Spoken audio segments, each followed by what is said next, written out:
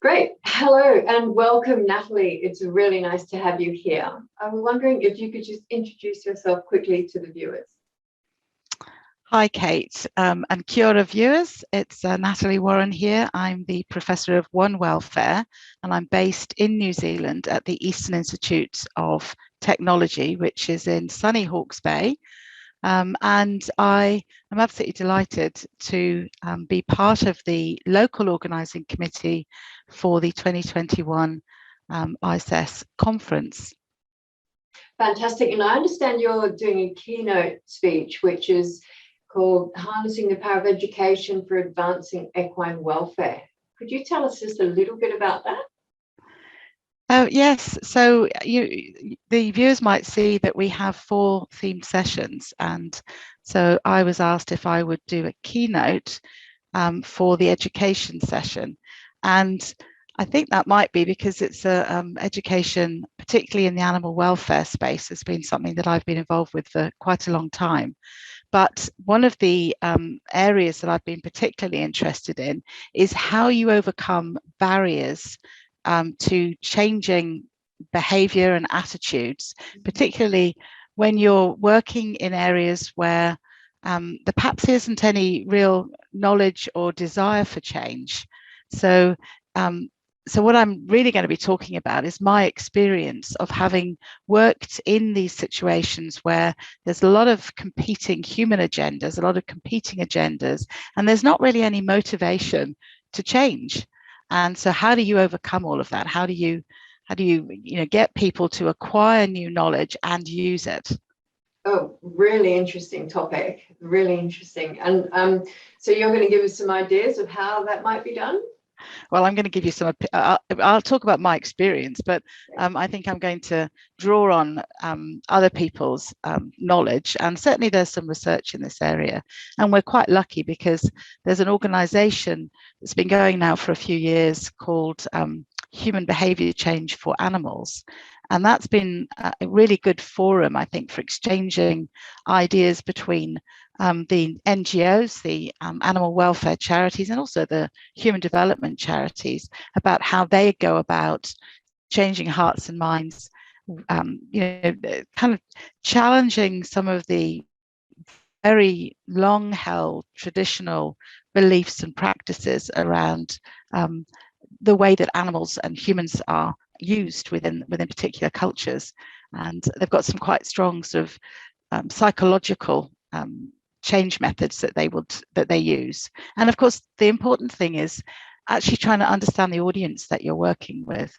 So I'm going to look at the sort of work that they do, but I'm also going to draw my own experience as someone who has been in the education field, as I say, but where I've been, I suppose, challenged with trying to find a way to overcome barriers that are there because people haven't really thought about the need for change. And actually the worst is, I suppose, where there's been a lot of resistance to change, because if you think about the horse area, that it's a massive tradition in how we handle, how we manage, how we house them, training equipment, training techniques. All the books will still tell you the same sorts of techniques, and although there's alternatives out there, they are seen as alternatives. And they're not actually seen as normal, so the norm is the tradition.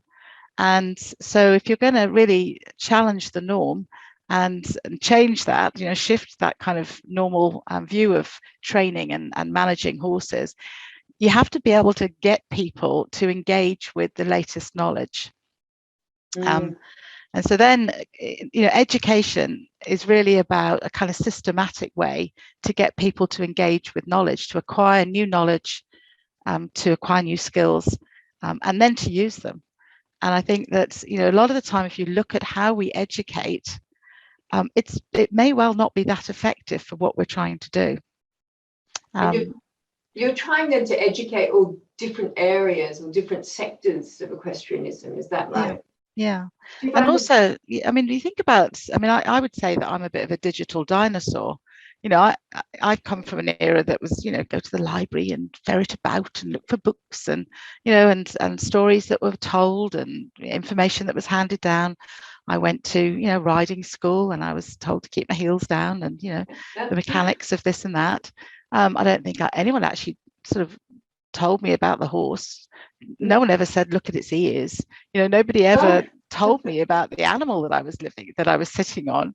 And I think, you know, my experience of working with the trying to upskill the veterinary profession, particularly in relation to animal welfare in many parts of the world, has also shown me that the reason that change really hasn't happened is that nobody's actually engaged the veterinary profession in conversations about what that new knowledge is and how they can apply it and why it matters to them.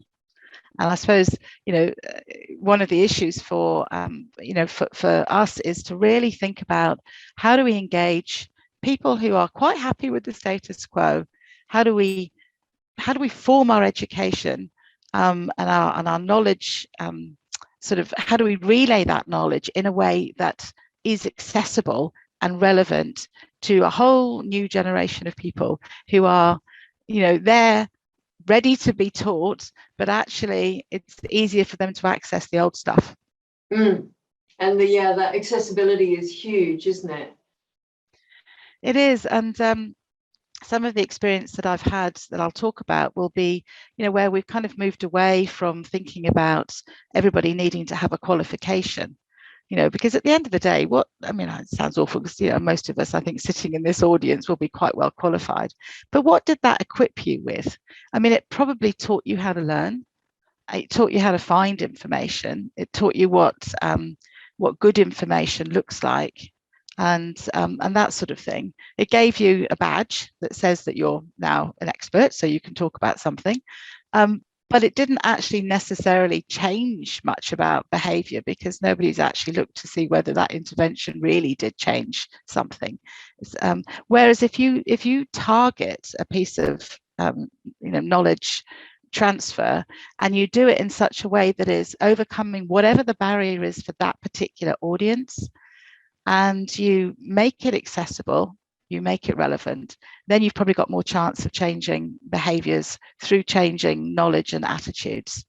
And there's some data that shows, for example, we developed a MOOC, which is a massive online open access course, free, about animal behavior and welfare.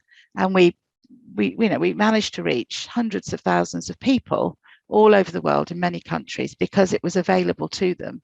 But the important thing for us was we actually monitored what that intervention did for people. How did it affect them? You know, did it change their attitudes through giving them new knowledge?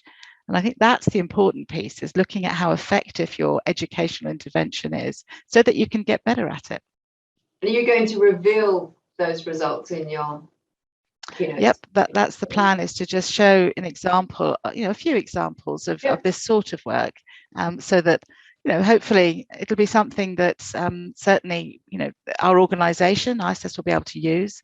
I mean, if you think about what we've been trying to do with ICES, the people who will read the abstracts, most people, you know, they are comfortable reading abstracts and understanding scientific language, but that's a barrier in itself to change.